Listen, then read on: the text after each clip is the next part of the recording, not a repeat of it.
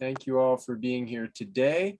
I am Nick Kanoki, the Director of Technology for the Asset Leadership Network, and I'm excited to talk to Chris Chen, Executive Director for Asset Management Ontario, also known as AMONTario, or maybe that's said some other way. We'll ask Chris in just a moment here. But before we get underway, I just want to thank our patron members, Definitive Logic, Onuma, ABS Quality Evaluations, and ABS Group, as well as our other organizational members, which help make programs like this, our newsletter, and our recent summit from last week already, possible. So their continued support is essential for what we do here at the Asset Leadership Network, and we are very grateful. And with that, I will say hello, Chris. How are you doing?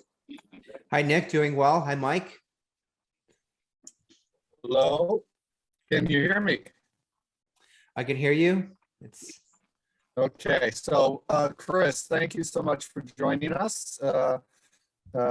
Chris is the what's the official title at Asset Management Ontario?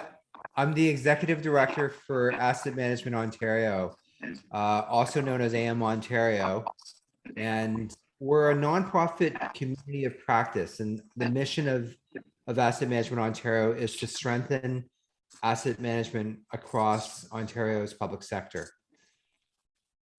It's an awesome mission. So, can you tell us how you got there? How did you get where you're at in your asset management journey? You know, so one of the great things about asset management is that it's multidisciplinary, and I find that people have different light bulb moments or aha moments. And for me, my background is I used to work in the provincial government. It's like the state government, but I worked for the Ontario provincial government. And I remember this was over 10 years ago, but there was a case that I was working on. There was a file that I was working on where a municipality, relatively small, had just recently built a brand new shiny administrative building. But shortly thereafter, it came to light that some of their bridges were in poor or very poor condition and were on the cusp of failure. But more than that, that they did not have enough money to do the repairs. And so they came to the province and said, you know, we need more money to do this. Else it's just, there's going to be a great failure, potentially catastrophic failure. And from the perspective of the province, and the province funds a lot of the local governments for infrastructure, the perspective was sort of like, the province has been giving this municipality considerable amounts of money over many years. How did it get to this point? And for me, that was my light bulb moment about, aha, I get it. I get why asset management is important. Awesome. There's a question. Sorry, what was that, Mike? Go ahead, Nick. There's a question already from one of our viewers. Jack Kelly's interested in hearing how, and is it said AM Ontario? I'm sure, right? That's correct. Okay. So Jack's wondering how it got started and how it sustains itself. So our kind of garage story, our founding story, if you will, is back in 2007, or around 2007, there was the Public Sector Accounting Board issued standards. It's called PSAP 3150 for standards for accounting for tangible capital assets.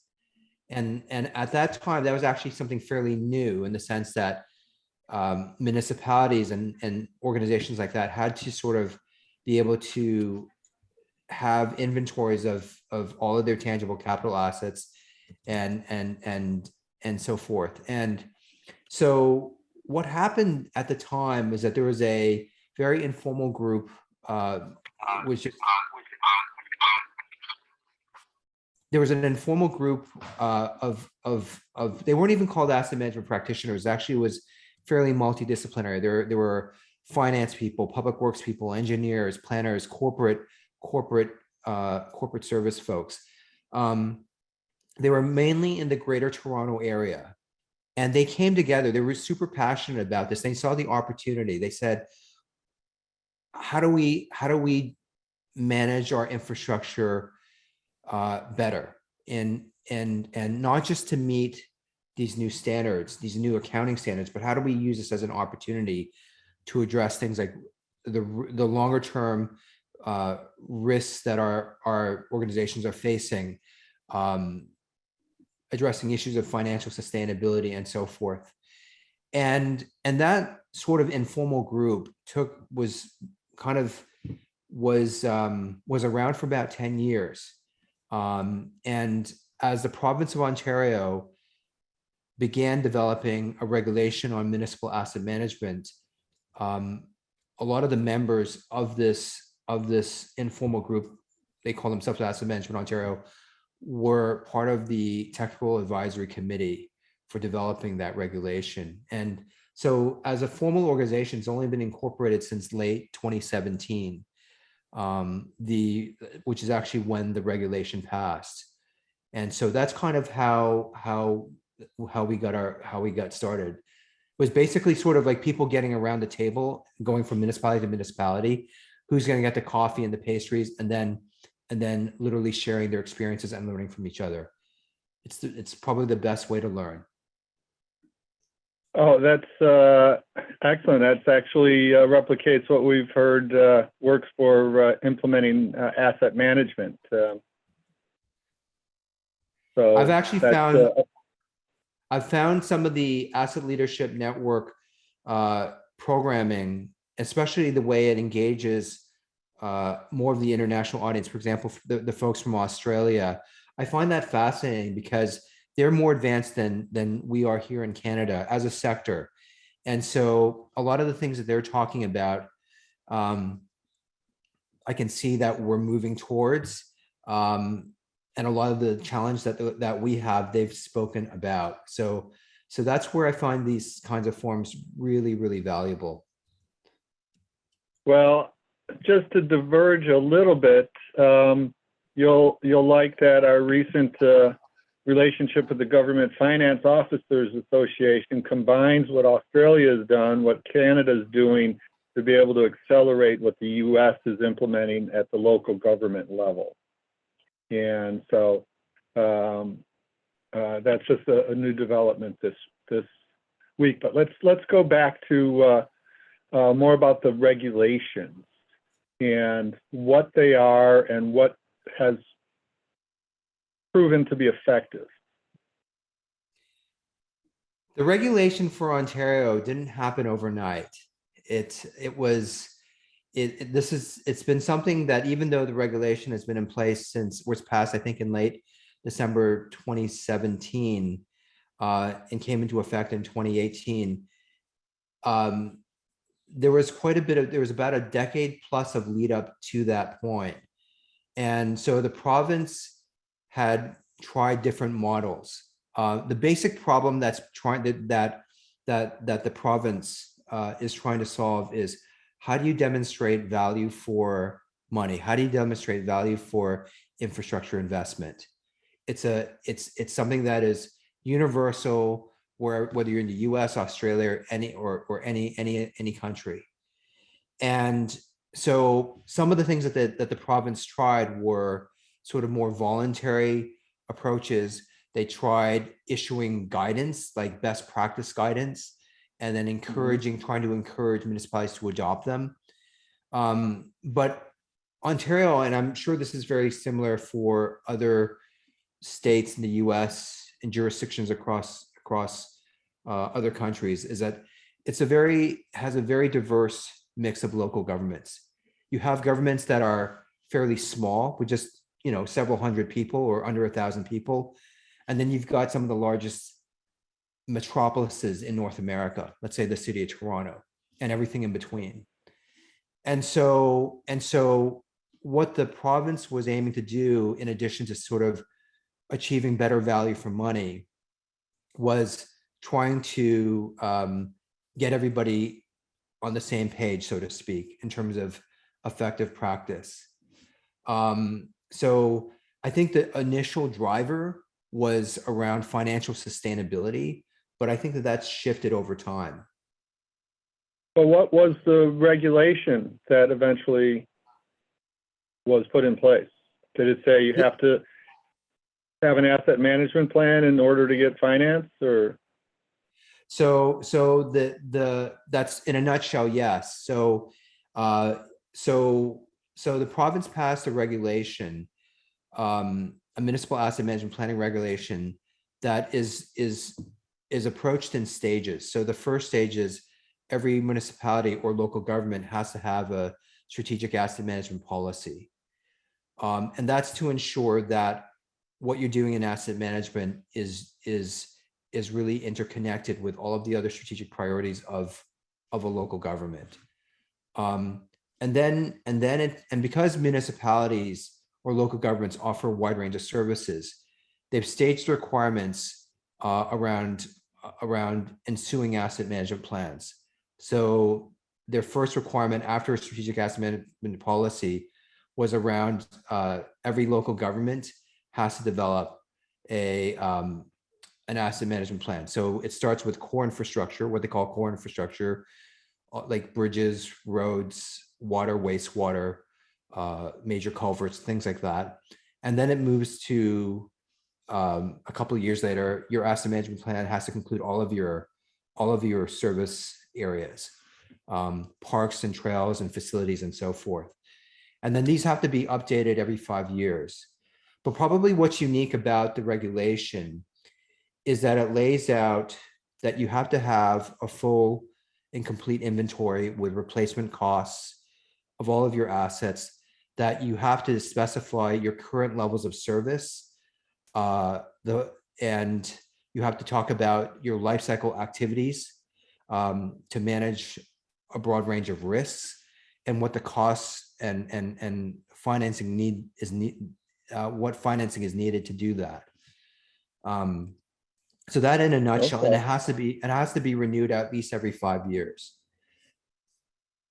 Well, that is very advanced. At the Government Finance Officers Association event this week, we were hearing that Ontario is doing it right. And based on what you've just outlined, yeah, you're encouraging the municipalities to do it right. But still, there had to be challenges to the municipalities in meeting those regulations. So what did AMONTario do to support them, and what has been some of the responses been? You know, I think that there's, for me, when I hear that question, there's a couple of questions that are baked into that. And the first question is sort of, what are some of the challenges? And then the second question is sort of like, what have we as an organization done? And I would say that if you think about this at a sector level, in Ontario, by the way, there's 444 municipalities or local governments. So you do have a lot of organizations, or quite a number of organizations. But so the first, I found that the challenges relate to the level of the sector's overall maturity. So from pre-regulation to maybe the first couple of years after the regulation, a lot of that was about building awareness. What's the value of asset management? Who needs to be involved? What are some of the key concepts? And trying to make the case, so to speak. And then I found, and then as the regulation came into place, I found that that the training and the basic training and knowledge components became really critical, and that's where a lot of the challenges lay. How do you set your levels of service? How do you connect your levels of service with different measures of risk? How do you link all of that then to long-term financial plans and so forth? But I think what we're moving towards, the next challenge, is how do you really ensure that all the different parts of an organization are rowing in the same direction at the similar cadence and with the same level of effort? Because that's, if you think about how really to drive value through asset management, it's through that level and quality of coordination. And that's a leadership piece, that's a culture piece. And I think that we're kind of, so I think that if you had to speak about this in broad brushstrokes, the challenges are moving much more explicitly towards some of those leadership and culture, organizational culture pieces. So what is AMONTario doing? Did you provide education or training, have group sessions? You know, going back to how we started, I think, and it was as an informal multidisciplinary group, and like our DNA, so to speak, is about basically three things. It's got to be multidisciplinary, that recognizes different practices. It's we call ourselves very grassroots, so it's very municipal staff driven. And the third is to be on the leading edge of asset management knowledge and practice. So in terms of what we do, in terms of helping to support the sector, there's basically four things. There is the community of practice. We help host, facilitate, organize communities of practice across the province. We offer training and develop a lot of training content. We provide we're very active in a lot of standards and standards development and policy kinds of issues and discussions. And when you think about infrastructure and asset management in a more holistic way, that's not just about asset management, it's about things like climate change and sustainability and those kinds of things.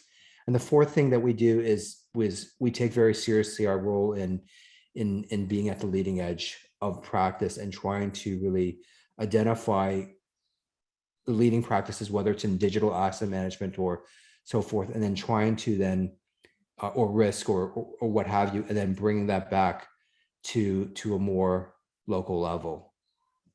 Okay. So we have had Melissa Osborne on, and she explained the success that Windsor, Ontario had. Are there other success stories in Ontario that you can mention? Maybe a couple of, just I think 30,000. Yeah, I think there's several. I think on an enterprise asset management basis, the region of Peel. So in Ontario, you have upper and lower tier governments. That's probably roughly akin to having a town or municipality and then having a county level. County level might be sort of like our regional level. But it's a very populous, fast growing area. They've really developed and put into practice, this is a whole culture piece, a very strong asset management program. I think the city of London, Ontario, has done something very similar. It's also one of the first municipalities in North America to have a very comprehensive urban forestry asset management plan that's integrated into their gray infrastructure.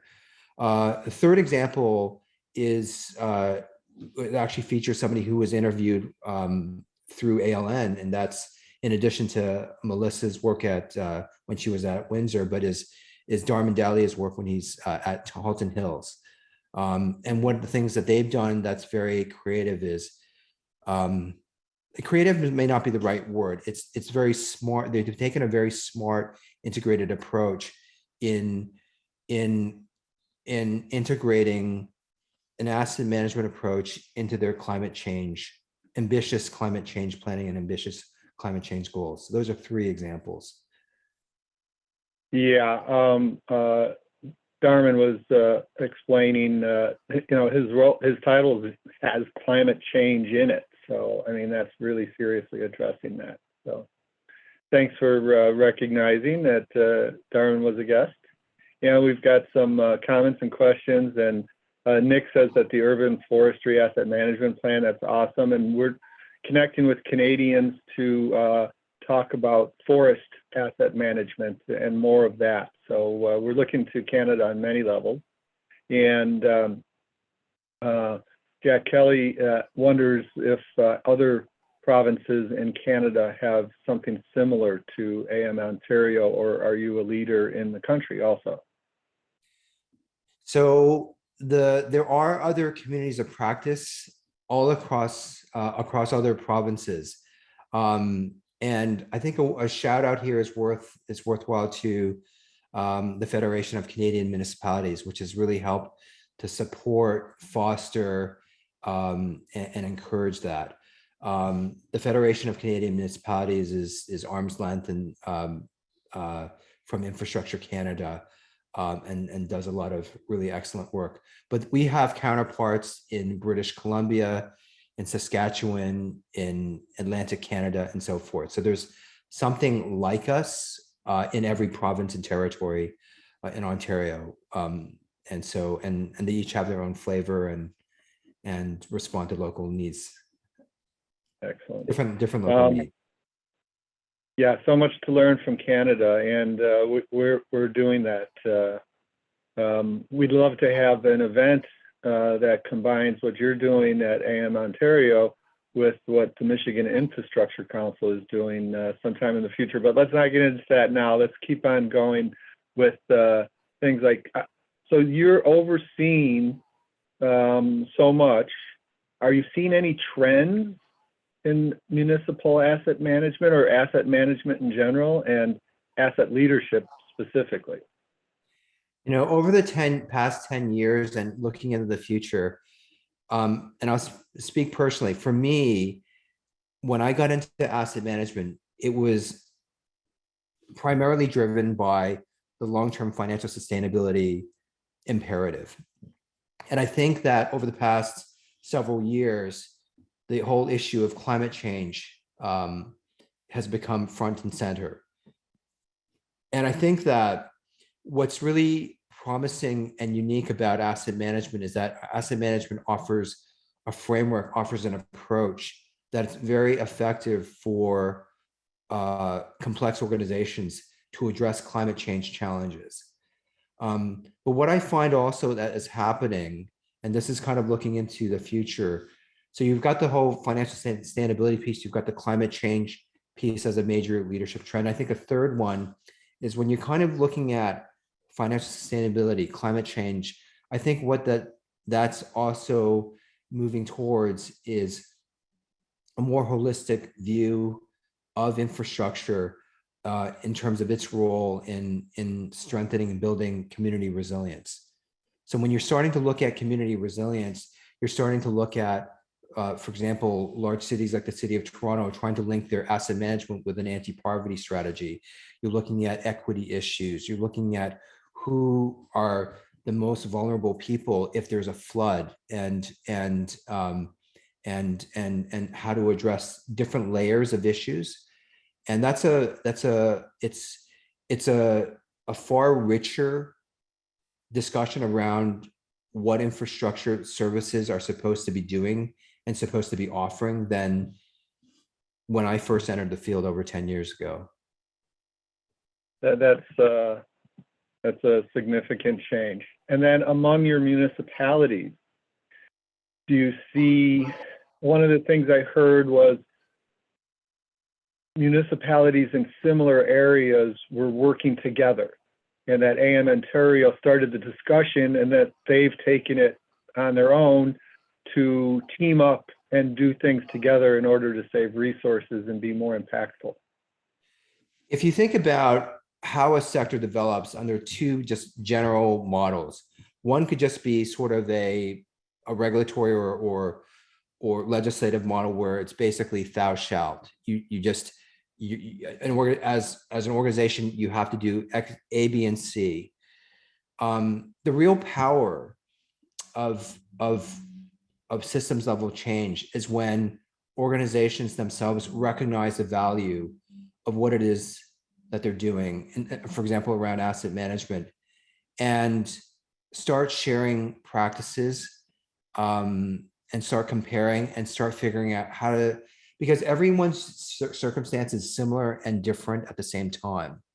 And there's a lot to be said for the kind of the organic sharing that happens. And a big part of that is building up trust with peers, trust with trust, and not just trust, but also buy into a broader vision about what it is that how asset management drives value. That's why a community of practice approach is so powerful for driving system level change. Okay. And part of that, Mike, by the way, is it's just sort of like, I think when the public thinks about infrastructure and they think about infrastructure investment, they look at it as basically sort of like in a simplistic way, it's often associated with, let's give X dollar amount to solve a problem. And that's only but that's one piece of a broader approach that has to be taken. So that brings us to the leadership question. And I think we're going to extend this past 30 minutes because we're just unraveling quite a bit here. So that requires leadership, and AMONTario clearly took that leadership role to encourage that. And do you think, well, let's combine two questions here. Do you think the US can learn from AMONTario and have its states do similar leadership encouragement of municipalities? I don't know the US framework in great detail. I've followed the Infrastructure Investment and Jobs Act and at least some of the outlines of the legislation. But I think if I had to step back and think about what's worked in Ontario and what's worked and hasn't worked in Ontario, as well as other jurisdictions in Canada and beyond, I think that the infrastructure conversation at a political level and also and across governments has to be couched in a continuous improvement framework that has at least 4 key pieces. There needs to be sort of a framework of what asset management excellence looks like, what's entailed by that.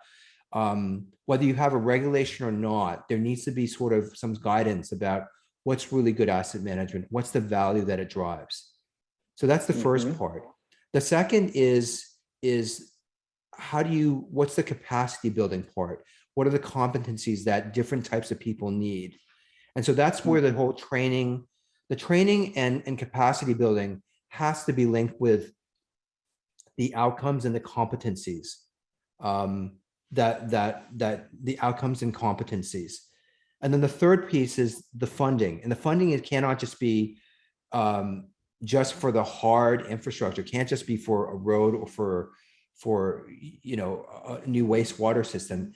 It has to be for the whole, the management of that, the management of the risks and so forth. And then the fourth thing that the framework, the system level framework probably should have is a monitoring and review and continuous improvement piece. So that's kind of like an assurance or audit type of piece. So that's very, very good advice. And we've got a question from Art Curlin. And he made a comment earlier. He wondered if you were getting ISO 55001 certified. I do not believe you consider yourself an asset owner to the point where AMONTario itself would be certified. It's a good question. We're not an asset owner. So it's not, so ISO 55000 certification doesn't really apply to us. However, we are part of the TC 251 and the related kinds of ISO working groups for standards development. So you're keeping up on developments and maintaining your leadership role internationally. That's good. And then for the municipalities, Art asks, what levels of measurement are you looking at, or are the municipalities setting up to showcase or evidence their success? Yeah, that's a question. That's a great question. It's not a simple question. It's not a question that gives or allows for a simple answer. And that's usually a sign that there's a real complexity there. I think, let me answer that at a couple levels. The regulation itself has certain measures for levels of service. But of course, we all know that organizations should be setting their own levels of service to align the services that they offer with what they actually own and with the way that their organizations, different levels of their organization function. So I think at a system level, like if you were a state level or federal level, there are certain metrics that I think the government uses to benchmark progress. And one of them that we use is the infrastructure gap. They can look at an asset management plan and they can say, what is it that you've identified that you need to do? What's the cost that's associated with that? And then how much they can look at your budget, your operating capital budgets and your long-term financial plans, and how much have you actually set aside? And what's the gap there? And it's not a perfect measure by any chance, by any stretch, but it's an indicator. Because of course, an infrastructure gap can be shaped or modified by changing your levels of service, adjusting the way that you adjusting your risk thresholds, and frankly, the amount that you can tax and where how you're funding that. So I think the question is really good because it points to how do we know that there's success in asset management? And at the end of the day, it requires looking at what is your asset management plan say that you need to do, that you should do, and what have you actually done? And then from there, assessing, well, have you not done what's been laid out because you lack the resources or because there are other kinds of factors involved? Very, very good answer. So the municipalities, the organizations are using asset management to assess their own gaps and measure themselves against themselves, which is what part of what the standard intends to do. So that sounds like they're using it well. And it does not seem that Asset Management Ontario is being like an evil stepmother who is forcing them to do things, and you're not rolling up and comparing them and saying, why aren't you doing as good with wastewater as this? That, you know, you're not doing a roll up or measuring that way at all. So in terms of our role in the whole ecosystem of asset management, we don't have an enforcement role. It could be, it's a good question about if you're looking across jurisdictions for what's a good model for the US about what body within, let's say, your state or federal government should have that kind of enforcement role, and what does that enforcement role look like? Like, does that mean withholding some funding if you don't meet certain value for money targets, or do you get more money? So those are good questions, and we don't have answers for them here yet. Mm-hmm. I mean, the things that I think I think it's fair to say that the province and other stakeholders struggle with. Yeah, and Art has another question. I was just down in San Antonio and I saw University Health, which is the first hospital to be ISO 55000 certified. And their first step was in their personal property, which is what Art is in charge of. He's the director of capital and asset management, and really focused on personal property. So he wonders, how much does personal property play into what your municipalities are doing? Are you aware of that, or are they sticking to infrastructure like so many other? I think they're sticking to the answer is they don't necessarily do a lot with personal property, and the reason is because municipalities have stewardship over a range of services. Let's say providing a transportation experience with their roads and so forth, or wastewater, or recreation, but personal property is not one of them. That said, I also really admire what the hospital in San Antonio is doing. I'm very impressed with the way they've gone through their ISO process. Oh, well, then this is great. I can plug an upcoming event. We haven't set up a date, but having been there and seeing what they're doing and seeing their automated robots that are delivering assets all over the place, it's like being in Star Wars. Beep, beep. A truck is coming your way. It's just incredible.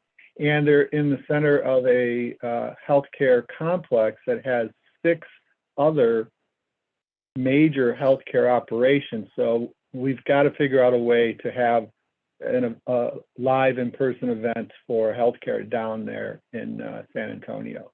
You know, to be fair, what I've heard about what they've done in healthcare in San Antonio is quite honestly probably significantly more advanced than especially the level at which they're doing it to become ISO certified is significantly more advanced or involved than what we do here. There you go, Art. Kudos to you.